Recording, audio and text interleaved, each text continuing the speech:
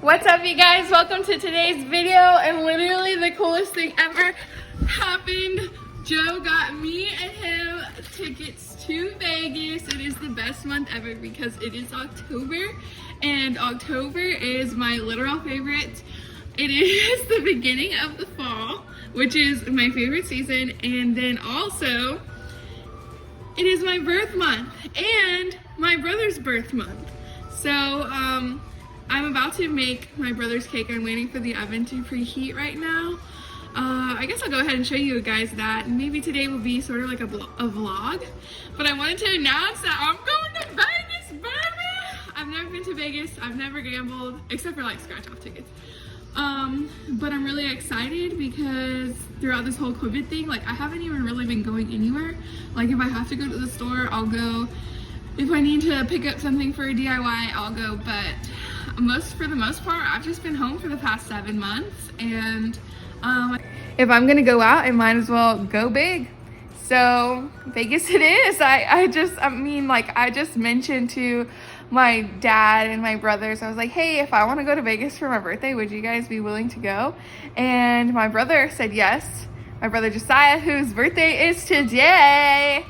And so that's gonna be really cool to go to Vegas for my birthday. Hopefully, you know, like, I don't know, I've been really cautious about COVID, but you can't be afraid to live your life forever, you know? All right, let's go ahead and let me show you how I'm gonna do Josiah's cake. I asked my brother what kind of cake he wanted, and he said butter cake, chocolate cake, and then marble it. And so that's exactly what I'm going to do today. So to marble it, I'm just going to spoon in some of the butter cake in each of the pans, and then spoon in the chocolate cake in the areas that I didn't spoon in the butter cake. Then on top of the areas that I spooned on the butter cake, I put the chocolate cake on top and the butter cake on top of the chocolate cake. And just keep going that, alternating. Eventually I got really tired of that and I just started pouring the cakes in because it was taking too long for me. I greased my pans with this baking with flour thing. It's like it already has the flour coating and the oil coating, and then you just put that all over your pans and your cakes don't stick. A lot of people put parchment paper at the bottom of their pans so that the cakes really don't stick, but I never have any issues. And basically I just fill up these baking pans until they are full enough. I leave about 1/4 inch or maybe 1/2 inch until it's to the top, just that way it doesn't overflow. One of my baking pans is bigger than the other baking pan, so whenever I put them in the oven, I'm just going to account for the timing. So now to get that marble effect, you can see I'm just using a chopstick and then swirling the batter around. And don't swirl too much because then the colors will just completely mix together. Just give it a nice little squirrel design and you're good to go. Whenever I put the cakes into the oven, I'm just going to put them in there at 350 for 30 to 35 minutes. While the cake is in the oven, let's get started on the frosting. You'll need some coffee, some vanilla, then you'll also need some cocoa powder. I'm using Ghirardelli for that dark chocolate flavor, and then some butter. I'm using plant-based butter. You're going to need almond milk, or if you choose to, you can use regular milk. Also, you will need sifted powdered sugar. Cue ASMR. And if you can see, there's like chunks in here. You don't want that. That's why you want to sift it. You want to make sure there's no chunks in your frosting. You're going to just toss those out. Okay, so to the mixing bowl, I am going to cream together about a half a cup of butter with about a teaspoon of vanilla. I'm just going to splash it in there, just a little splash. This is Mexican vanilla, and it is my secret weapon to all my baking. It sets it apart from all other baking. A tablespoon of just brewed coffee. I just brewed it right here and let it cool for a little bit. So I'm just going to do 1 tablespoon. That's going to bring out the richness of the chocolate. And put that to mix. Once that is well combined, you can go ahead and add your 1/2 cup of cocoa powder. I'm using the dark chocolate Ghirardelli, then a pinch of salt. Once that is smooth, lower your mixer setting. That way, whenever you start adding the powdered sugar by half a cup at a time, it doesn't fly out everywhere. If your frosting gets too thick, you can add a tablespoon of milk at a time. Let that mix for about a minute, then scrape the sides of the bowl, scrape the handle, and then mix again on a higher speed. So because this is going to be a 3-layered cake, I'm going to just double my recipe because I think I'm going to need more frosting. Alright, these cakes are out and they are fluffy. I'm gonna let them set for a little bit, cool off, and then I will take them out of the pans and put them into the freezer so that they can cool a lot faster. Now that my cakes are completely cooled, I leveled them off and they're not burnt on the outside, but they are caramelized. That's just from the sugars heating up and then it gets darker on the outside, so I'm just going to cut all of that off. That way the cake is light and fluffy throughout the whole entire thing, including the edges.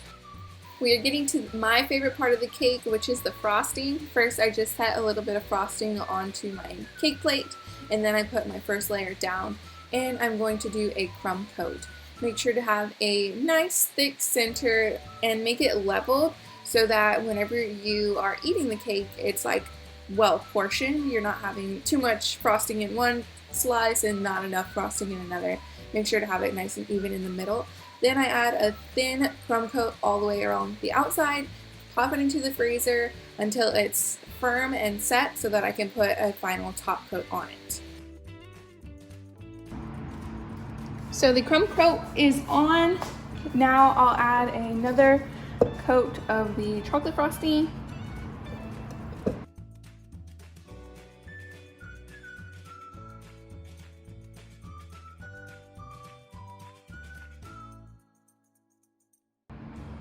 Now I'm going to take my scraping tool, holding it at about a 45-degree angle, making sure it is flat with the board, and then just turn my Lazy Susan, holding my scraping tool still, and it will give me perfect flat edges. Just keep on scraping until you have the smoothness around the sides that you want. It doesn't have to be absolutely perfect closer to the top, and it doesn't have to be absolutely perfect closer to the bottom for this particular cake because I'm going to be doing a drip cake, which will cover a lot of the top, and then I will also be putting a border around the bottom, so it doesn't really have to be super duper perfect. Scrape off the offset spatula after every pull towards the middle to make the top totally smooth. Then pop the cake back into the freezer for about 30 minutes. Here's where I mess up. For the ganache, for the drip part of the drip cake, we're going to have about a cup of chocolate chips, finely chopped. I actually use mini chocolate chips, so that's totally fine as well. I'm using a 1/3 cup of milk, and I'm just going to heat it up in the microwave. Then I will pour it over the chocolate chips until the chocolate chips totally melt. Mix it all together until it is smooth. If it's too thick, add more milk. If it's too runny, add more chocolate chips until you get the desired consistency. I made mine a bit too thick. Typically, the rule for ganache is 3-to-1 ratio, 3 chocolate, 1 milk. But I think that was a bit too thick, and you'll see why whenever I start doing the drip. I put it into a piping bag. Let's snip that. Okay, and now we're going to go around our cake. The longer you hold it, the longer the pour is going to be.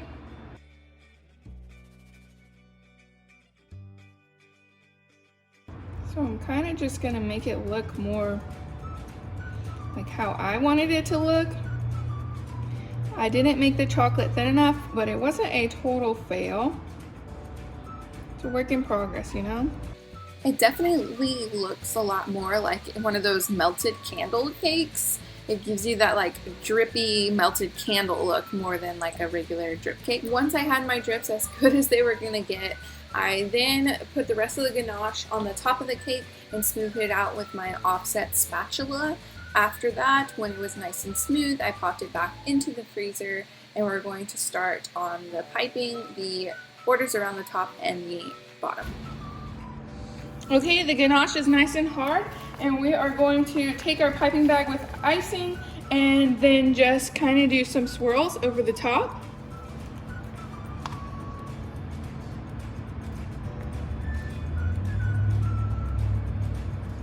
I'm just using a Wilton bag and a #1 star tip, and I'm just going all the way around the top with those swirls. Then I decided to do some shells on the bottom. If I was doing this for a client, I would take a lot more time and make everything perfect, but nobody's paying me for this, so I'm just gonna have some fun and not stress too much about it. And I will be officially calling this the rustic drip cake because it ain't perfect. And what's a birthday cake without sprinkles?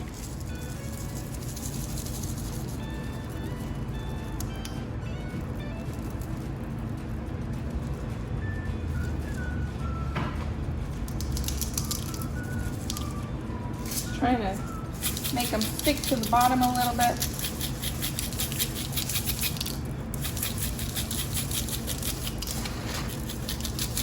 Warning, you will make a mess. There you go. Chocolate birthday cake. Marble on the inside. Not the best ganache I've ever done, but you know what? It's a homemade cake, and that's what's so great about homemade cakes. They're not perfect. For dinner, my brother chose for us to go to Genghis Grill, and they made our plates for us. I got broccoli, with tons of broccoli, udon noodles, bell peppers, onions.